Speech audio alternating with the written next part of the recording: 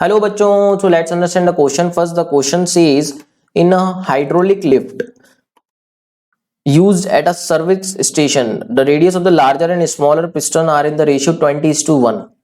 What weight must be placed on the smaller piston that will be sufficient to lift a car of mass 1500 kg? So basically बच्चों ये hydraulic lift हमारी Pascal's law पे काम करती है, जहां पर हम प्रेशर को इक्वेट कर सकते हैं दोनों साइड। इस तरीके से हम पिस्टन्स लेते हैं, एक छोटा और एक बड़ा।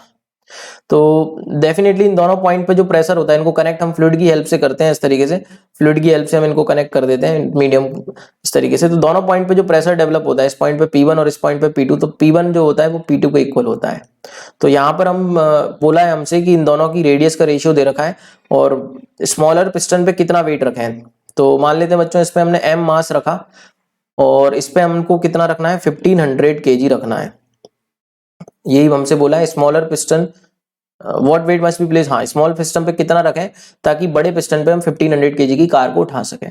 तो बच्चों P1 P2 सेम कर देते हैं। तो यहाँ पर प्रेशर कितना डेवलप होगा, mg, क्योंकि फोर्स ये जो लगाएगी नीचे की डायरेक्शन में, that is weight, that is mg upon cross sectional area A मान लेते हैं इसका, A1 equals to 1500 g upon A2, force upon area simple pressure का एक्सप्रेशन। तो बच्चों g से g कैंसिल हो जाएगा हमारा और मास आ जाएगा बच्चों 1500 इंटू A1 अपॉन A2।